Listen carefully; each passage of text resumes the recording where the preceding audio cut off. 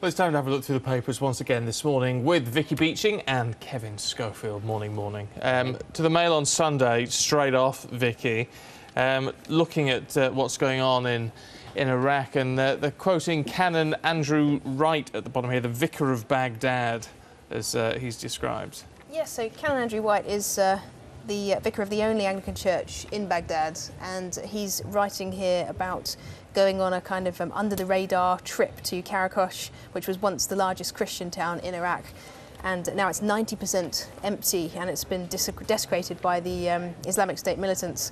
And Andrew's really commenting on how different it is there at the moment. He's been pastoring that church in Baghdad since 2003, so he's really seen a lot happen, and he's saying that this really is a very, very unique moment in history, that this is vastly beyond any kind of damage and loss of life and just horrific scenes that he's ever witnessed. And it actually goes into detail about the caretaker of his church and how that caretaker's youngest son, who was 5, was actually killed in front of that man's own eyes. And chopped in half. Yes, I wasn't sure if people could cope with that at this time of the morning, but it's just so tragic, isn't it? And Andrew's just sort of talking about the fact that the images we're all seeing on our screens of what's going on and the persecution of these Christians, he's on the ground, he's seeing it firsthand. And it's actually so terrible that his piece actually calls for military action. He's saying it's reached a point that is so desperate that he thinks that something actually has to be done right now to protect these people that are being persecuted for their faith. What sort of military action does he mean, though?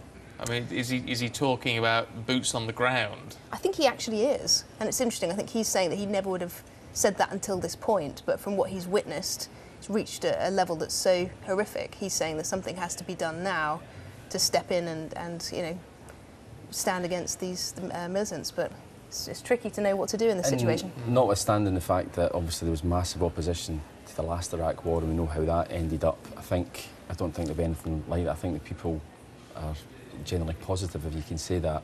No one is going to oppose some form of military action. Boots on the ground maybe is still going a bit too far for the British public, but certainly airstrikes, because what's going on there is just so unbelievably horrific. It's the fallout, though, isn't it? Where whenever we do anything with, and you've got to assume that it's done with the best of intentions, if you believe what we're told, we always mess it up.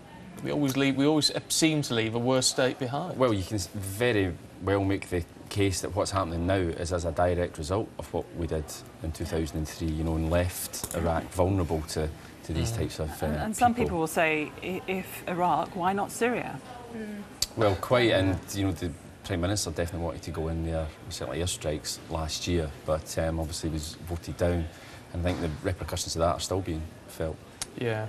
Sticking with politics, Kevin, actually of a different sort, though, in the Sun on Sunday, Boris is marching to a huge victory, though they've done an interesting mock-up of it. Yeah, I think it's a mock-up. I'm pretty sure he didn't pose for that. Let's hope it's a mock-up. Be sure with Boris. Yeah, I completely believe that he would have done that. You can't completely rule it out with him. But believe that. I think what's interesting about this poll is not so much that he's popular in the country. We kind of know that, but it's the fact that when you drill down into the figures and people were asked what type of job you'd like him to do, actually no one really wants him in any position of real power, in that they don't want him with his finger on the nuclear button. They don't really want him to deal with a natural disaster. And when asked what job they'd like him to have, it's the Culture, Media and Sport Committee, the so-called Minister for Fun. So I think that sort of encapsulates what the problem is as far as Boris is concerned. I can understand why the Tories are getting very excited, because he's a vote winner and he cuts through to sort of non-traditional areas as far as they're concerned. But he is also seen as a bit of a figure of fun. But if he actually got a government position, he would be. I mean, he's a very serious and very intelligent man. As much as he tries to hide it. As much as he'd take on a different persona, Probably wouldn't he? but it might be too late, I think, for people to really trust him, because I think he's come across so much as the fun guy, the clown.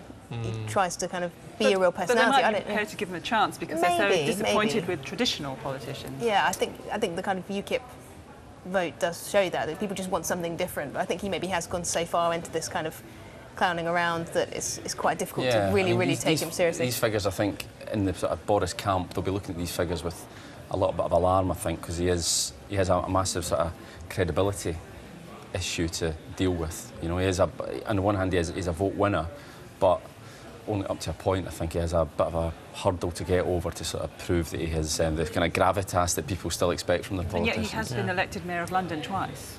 Well, yeah, that's true. And you could also argue that he was up against Ken Livingstone both times, who was a massively divisive figure, so I think that probably worked to his advantage. I think if Labour had maybe put up a better candidate the last mayoral election, he might not have won. But do you know what? About which position he takes, I think people really like him, but I'm not sure whether they would trust him to really make major life-changing decisions for the entire nation.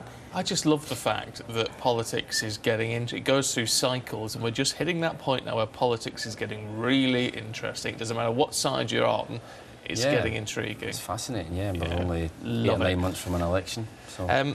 To the Sun, page 35, if we can. Grave thieves, honestly, but caught thanks to a bit of modern technology. Yes, this is very interesting. So, a mother was devastated when her son's grave was robbed. They were putting some really lovely ornaments, you know how people do meaningful things on the grave, that they would bring kind of gifts to commemorate different occasions, and they kept getting stolen. And so this crafty mother came up with a great plan, and one of her children bought a £200 tracking device, hid it inside a teddy bear, and they put the teddy bear on the grave, as they would have done with many of the other kind of ornaments and gifts. And the thief, within 24 hours, stole the teddy bear, and they were able to involve the police and track this teddy bear to a nearby flat. And apparently when the police called and looked through the flat, they found all of the other items and ornaments, and the guy was thrown in jail for a year. So justice has really been done to this family. What type of person steals that's a shocking thing, things isn't from it? graves? It's just beyond belief, isn't it? It's really hurts. It's very worrying indeed. Lovely, we're going to take a short break. Stay with us, more in just a moment. So we're looking at the papers with Vicky and with Kevin. I love a bargain. Not as much as you. I mean, I'm Northern, but you're Scottish, Kevin, so you must really love a bargain. A guitar bought for £1, worth £1 million.